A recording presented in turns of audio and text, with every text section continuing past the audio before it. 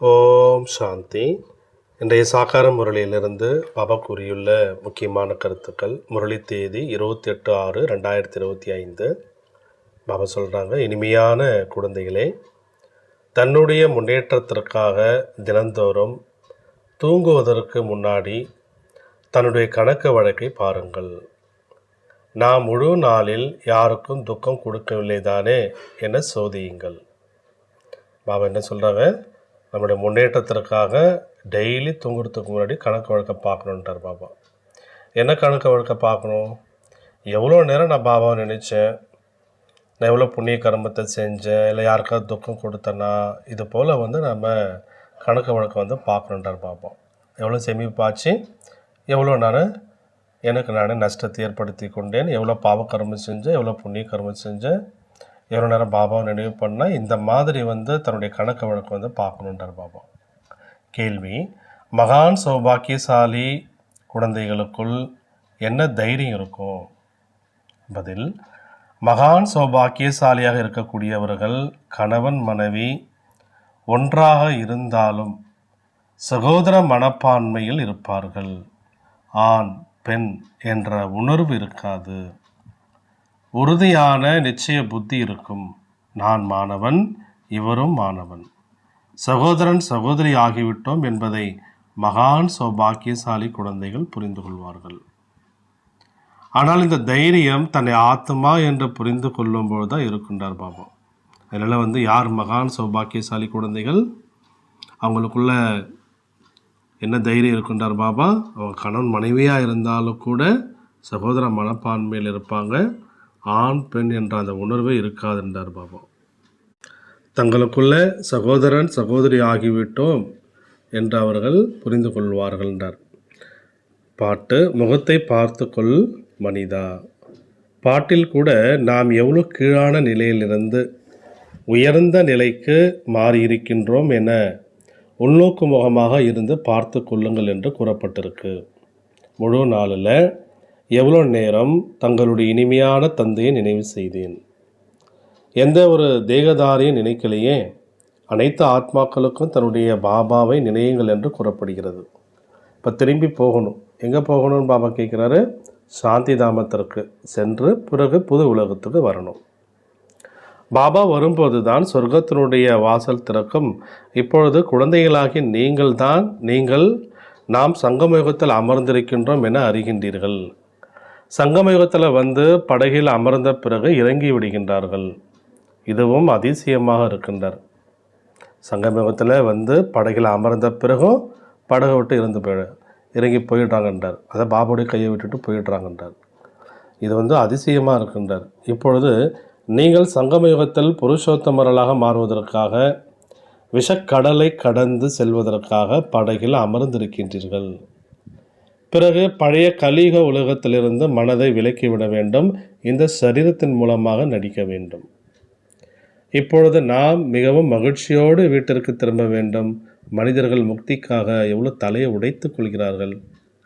ஆனால் முக்தி, ஜீவன் முக்தி என்பதனுடைய பொருளை புரிந்து கொள்ளவில்லை. சாஸ்திரங்களின் வார்த்தைகளை கேட்டிருக்கின்றார்கள். ஆனால் அது என்ன, யார் கொடுக்குறாரு, எப்பொழுது கொடுக்குறாரு என்பது எதுவுமே தெரியலன்றார். முக்தி, ஜீவன் முக்தியின் சொத்தை அளிப்பதற்காக பாபா வந்திருக்கின்றார் என குழந்தைகள் அறிகின்றீர்கள். பாபா குழந்தைகளுக்கு நிறைய படிப்பினை கொடுக்கின்றார் என இப்பொழுது நீங்கள் புரிந்து கொள்கின்றீர்கள். நீங்கள் பக்தி மார்க்கத்தில் துக்கத்தில் நினைத்தீர்கள், ஆனால் அறிந்து கொள்ளவில்லை என்றார். அதை பக்தியில் துக்கமாக இருக்கும்பொழுது நம்ம கடவுளை நினைச்சோன்னு சொல்கிறாரு. ஆனால் கடவுளை பற்றி முழுமையாக அறிந்து கொள்ளவில்லை. இப்போது என்னை எப்படி நினைக்க வேண்டும்? நினைத்தால் உங்களுடைய விக்கிரமங்கள் அழியும் என நான் உங்களுக்கு என்னுடைய அறிமுகத்தை கொடுத்துள்ளேன். இதுவரை எவ்வளோ பாவக்கர்மங்கள் நடந்திருக்கு என்பது தன்னுடைய கணக்கு வழக்கை சோதித்தால் தெரியும். யார் சேவையில் ஈடுபட்டிருக்கின்றார்களோ அவர்களுக்கு தெரிகின்றது. குழந்தைகளுக்கு சேவையில் ஆர்வம் இருக்கின்றது. தங்களுக்குள் கலந்து ஆலோசித்து மனிதர்களின் வாழ்க்கையை வைரம் போன்று மாற்றுவதற்காக கிளம்புகிறார்கள். இது எவ்வளோ பெரிய புண்ணிய செயல்ன்றார் பாபா. இதில் செலவாகும் என்ற விஷயமே கிடையாது. வைரம் போன்று மாறுவதற்காக பாபாவை நீங்கள் நினைக்கணும். புஷ்பராகம், பச்சைக்கல் போன்ற பெயர்கள் தேவதைகளாகிய உங்களுடையதே. எவ்வளோ நினைக்கின்றீர்களோ அவ்வளோ வைரம் போன்று நீங்கள் மாறிவிடுவீர்கள். சிலர் மாணிக்கம் போன்று, சிலர் புஷ்பராகம் போன்று மாறுவார்கள். 9 ரத்தினங்கள் இருக்கின்றதல்லவா? யாருக்காவது கிரகாச்சாரம் பிடித்து விட்டால் 9 ரத்தினங்களின் மோதிரத்தை அணிகின்றார்கள். பக்தி மார்க்கத்தில் நிறைய மந்திரங்களை ஜபம் செய்ய கற்றுக் கொடுக்கின்றார்கள். இங்கேயோ அனைத்து தர்மத்தினருக்கும் மனாபவ என்ற ஒரே ஒரு மந்திரம் தான் பாபா. ஏன்னா இறைவன் ஒருவரே. மனிதனிலிருந்து தேவதை ஆவதற்கு அல்லது முக்தி, ஜீவன் முக்தி பெறுவதற்கான முயற்சியும் ஒன்று தான். பாபா மட்டும் நினைக்கணும். கஷ்டப்படுவதற்கான விஷயம் எதுவுமே இல்லை. எனக்கு ஏன் நினைவு இருப்பதில்லை என யோசிக்கணுன்றார் பாபா. எனக்கு ஏன் பாபா நினைவு இருக்கிறதில்ல, நான் ஏன் பாபாவோட நினைவு மறந்து போய்டுறேன், இதை பற்றி யோசிங்கன்றார். முழு நாளில் இவ்வளோ நேரம் மட்டுமே நினைவு செய்தேன். இந்த நினைவில் இருந்தால் நாம் சதா ஆரோக்கியமாகவும் நோயற்றவராகவும் மாறுவோம் என்றால் ஏன் நம்முடைய சார்ட்டை வைத்து சுய முன்னேற்றம் அடையக்கூடாது? பலர் 2 நாட்கள் 4 நாட்கள் சார்ட் எழுதிவிட்டு பிறகு மறந்து போகின்றார்கள். வேறு யாருக்கு வேண்டுமானாலும் புரிய வைப்பது எளிதாகும். அதே நிராகார தந்தை பிரம்மாவின் உடலில் பிரவேசமாகி நம்மை படிக்க வைத்து கொண்டிருக்கின்றார் என்பதில் பல குழந்தைகளுக்கு உறுதியான நிச்சயம் இல்லை. பிராமணன் அல்லவா? பிரம்மா குமார், பிரம்மா குமாரிகள் என அழைக்கப்படுகின்றார்கள். அதனுடைய பொருள் என்ன? அங்கே என்ன சொத்து கிடைக்கும்? ஏதாவது பிராப்தி கிடைக்கும் பொழுதுதான் தத்தெடுக்கப்படுகின்றார்கள். நீங்கள் பிரம்மாவினுடைய குழந்தைகள் பிரம்மா குமார் குமாரிகளாக ஏன் மாறி இருக்கின்றீர்கள்?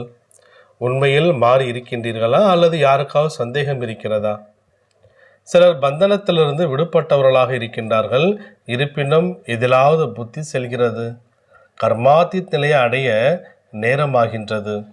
குழந்தைகளாகி உங்களுக்கு மிகுந்த குஷி இருக்கணுன்றார் பாபா. எந்த சச்சரவும் இல்லை. ஆத்மாக்களாகிய நாம் பழைய உடலை விட்டுட்டு இப்பொழுது தந்தையிடம் செல்கின்றோம். நாம் எவ்வளவு நடித்திருக்கின்றோம். இப்போது சக்கரம் முடியப் போகிறது. இவ்வாறு தனக்குத்தானே நீங்கள் பேசிக்கொள்ள வேண்டும். இப்போது ஞானம் கிடைத்திருக்கிறது என்றால் உள்ளுக்குள் மிகுந்த குஷி இருக்க வேண்டும். பழைய உலகத்தின் மீது வைராகியம், வெறுப்பு வர வேண்டும். நீங்கள் எல்லையற்ற சந்நியாசி, ராஜ யோகி. இந்த பழைய உடலை புத்தியினால் சந்நியாசம் செய்ய வேண்டும். இதனுடன் புத்தியை ஈடுபடுத்தக்கூடாது என ஆத்மா புரிந்து கொள்கிறது. புத்தியினால பழைய உலகம், பழைய உடலை சந்நியாசம் செய்திருக்கின்றோம். இப்பொழுது ஆத்மாக்களாகிய நாம் செல்கின்றோம். சென்று தந்தையை சந்திப்போம். அதுவும் ஒரு பாபாவை நினைக்கும் பொழுதுதான் நடக்கின்றார் பாபா. வேறு யாரையாவது நினைத்தால் நிச்சயம் நினைவு வரும். பிறகு தண்டனை அடைய வேண்டியிருக்கும். மேலும் பதவியும் குறைந்து போகின்றார். நல்ல நல்ல மாணவர்கள் நாங்கள் ஸ்காலர்ஷிப் அடைந்து காட்டுவோம் என தனக்குத்தானே உறுதிமொழி எடுக்கின்றார்கள். அவ்வாறு இங்கேயும் தந்தையிடமிருந்து முழுமையாக ராஜ்ய பாக்கியத்தை அடைந்து காட்டுவோம் என ஒவ்வொருவருக்குள்ளும் இந்த எண்ணம் என்பது இருக்கணுன்றார். எந்த எண்ணம் இருக்கணும்னு சொல்கிறார் பாபா? முழுமையாக பாபாவிடமிருந்து முழுமையாக ராஜ்ய பாக்கியத்தை அடைந்து காட்டுவோம் என ஒவ்வொருவருக்குள்ளும் இந்த எண்ணம் இருக்க வேண்டும். அவர்களின் நடத்தையும் அவ்வாறே இருக்கும். இன்னும் போக போக முயற்சி செய்து முன்னேறி செல்ல வேண்டும். தினந்தோறும் மாலையில் தன்னுடைய நிலையை சோதித்து கொள்ளும் பொழுது அந்த நிலை ஏற்படுன்றார் பாபா. பாபா ஒவ்வொருவரையும் புரிந்து கொள்ள முடியும். இந்த லக்ஷ்மி நாராயணனை போன்று முகம் தெரிவதில்லை. நடத்தை, உணவு போன்றவைகளை பாருங்கன்றார் பாபா. அந்த நடத்தை அப்புறம் உணவு ரெண்டத்தையும் பாருங்கள். எங்கே சேவை செய்கிறீர்கள்? பிறகு எவ்வாறு மாறுகின்றீர்கள்? நாம் ஏதாவது செய்து காட்ட வேண்டும் என்ற மனிதருக்குள் நினைக்கின்றார்கள். இதில் ஒவ்வொருவரும் சுதந்திரமாக தன்னுடைய அதிர்ஷ்டத்தை உருவாக்கி கொள்வதற்காக படிக்க வேண்டும். ஒருவேளை ஸ்ரீமத் படி நடக்கவில்லை என்றால் உயர்ந்த பதவியும் பெற முடியாதுன்றார் பாபா. இப்போ தேர்ச்சி அடையவில்லை என்றால் ஒவ்வொரு கல்பத்திலும் தேர்ச்சி அடைய முடியாது. நாம் எந்த பதவியை அடைய தகுதி பெற்றிருக்கிறோம் என்பது உங்களுக்கு காட்சிகள் கிடைக்கும். தங்களுடைய பதவியினுடைய காட்சியும் கிடைக்கும். ஆரம்பத்தில் காட்சிகள் கிடைத்தது. பிறகு வெளியில் கூறுவதற்கு பாபா தடை விதித்து விட்டார். கடைசியில் நாம் அனைவரும் எப்படி மாறுவோம் என்பது தெரிய வரும். அப்பொழுது ஒன்றுமே செய்ய முடியாதுன்னு பாபா சொல்கிறார். கல்பத்திற்கு இந்த நிலை ஏற்படும். டபுள் கிரீடம் உடையவர்கள் டபுள் ராஜ்ய பாக்கியத்தை எடுக்க முடியாது. இப்போது முயற்சி செய்வதற்கு நிறைய நேரம் இருக்கின்றார் பாப்பா. திரேதா யுகத்தின் கடைசி வரை 16,108 மாலை உருவாக வேண்டும். இங்கே நரனிலிருந்து நாராயணன் ஆவதற்கு முயற்சி செய்வதற்காக வந்துள்ளீர்கள். குறைந்த பதவியினுடைய காட்சி கிடைக்கும் பொழுது அந்த சமயம் வெறுப்பு ஏற்படுண்டார். தலை குனிய வேண்டி வரும். நாம் ஒன்றுமே முயற்சி செய்யவில்லையே என்று. பாபா சாற்று வையுங்கள், இதை செய்யுங்கள் என எவ்வளவோ புரிய வைத்தார். எத்தனை பேரை மாயை இழுத்து கொண்டு போய்விட்டது, மடிந்து போய்விட்டார்கள். பெண் குழந்தைகள் கூட பலர் விழுகின்றார்கள். ஒரே அடியாக கெட்ட நிலையை அடைகிறார்கள். அதை பற்றி கேட்காதீங்கன்றார் பாபா. ஆகவே தான் பாபா குழந்தைகளை எச்சரிக்கையாக இருங்கள் என்கின்றார். மாயை ஏதாவது ஒரு ரூபத்தை ஏற்று பிடிக்கின்றது. யாருடைய பெயர் ரூபத்தையும் பார்க்காதீங்க. நல்லது, இந்த கண்களினால் பார்க்கின்றீர்கள், ஆனால் புத்தியில் ஒரு பாபாவினுடைய நினைவு இருக்க வேண்டும். 3வது கண் கிடைத்திருக்கிறது. ஆகவே பாபாவை பாருங்க, நினையுங்க, தேக உணர்வை விட்டு கொண்டே செல்லுங்கள். கண்களுக்கு கீழே பார்த்து கொண்டும் யாரிடமும் பேசக்கூடாதுன்றார். இவ்வாறு கிடையாது, இவ்வாறு பலவீனமாகவும் நீங்கள் ஆகக்கூடாதுன்றார். பார்த்து கொண்டிருந்தாலும் புத்தியினுடைய தொடர்பு தன்னுடைய இனிமையான மனவாளனிடம் இருக்க வேண்டும். அந்த பாபா கிட்ட இருக்கணும். இந்த உலகத்தை பார்த்து கொண்டிருந்தாலும் உள்ளுக்குள் இது சுடுகாடாகப் போகிறது என புரிந்து கொள்கின்றீர்கள். இதோடு ஏன் தொடர்பு வைக்க வேண்டும்? உங்களுக்கு ஞானம் கிடைச்சிருக்கு, அதை கடைபிடித்து அதன்படி நடக்கணுன்றார். குழந்தைகளாக நீங்கள் பட கண்காட்சியை புரி வைக்கும் பொழுது 1000 முறைகள் வாயிலிருந்து பாபா பாபா என வர வேண்டும். பாபா நினைப்பதால் உங்களுக்கு எவ்வளோ நன்மை நடக்கும். என்னை மட்டும் நினைத்தால் விக்கிரமங்கள் அழியும் என சிவபாபா கூறுகின்றார். சிவபாபாவை நினைவு செய்தால் தமோ பிரதானத்திலிருந்து சதோ பிரதானமாக மாறிவிடுவீர்கள். என்ன நினையுங்கள் என பாபா கூறுகின்றார். இதை மறக்காதீர்கள். பாபாவிடமிருந்து மனாபவ என்ற டைரக்ஷன் கிடைத்திருக்கிறது. இந்த பாபா என்ற வார்த்தையை நன்கு நினைத்து கொண்டே இருங்கள் என பாபா கூறுகிறார். முழு நாளும் பாபா பாபா என்று கூறிக்கொண்டே இருக்க வேண்டும். வேறு எந்த விஷயமும் இல்லை. நம்பர் 1 முக்கியமான விஷயம் இதுதான்டார். குழந்தைகளுக்கு பட கண்காட்சிகளில் புரிய வைப்பதற்கு நிறைய ஆர்வம் வேணும். ஒருவேளை எங்காவது புரிய வைக்க முடியவில்லை என்றால் நாங்கள் எங்கள் சகோதரியை அழைக்கின்றோம் என சொல்லலாம். ஏன்னா இதுவும் பள்ளிக்கூடம் அல்லவா. இதில் சிலர் குறைவாகவும் சிலர் அதிகமாகவும் படிக்கின்றார்கள். இவ்வாறு கூறுவதில் தேக உணர்வு உங்களுக்கு வரக்கூடாது என்றார். எங்கே பெரிய சென்டர் இருக்கிறதோ அங்கே பட கண்காட்சிகள் வைக்க வேண்டும். சொர்க்கத்தினுடைய நுழைவு வாயில் என்ற சித்திரங்கள் வைத்திருக்க வேண்டும். நாம் சொர்க்கத்தினுடைய வாசலை திறந்து கொண்டிருக்கின்றோம்.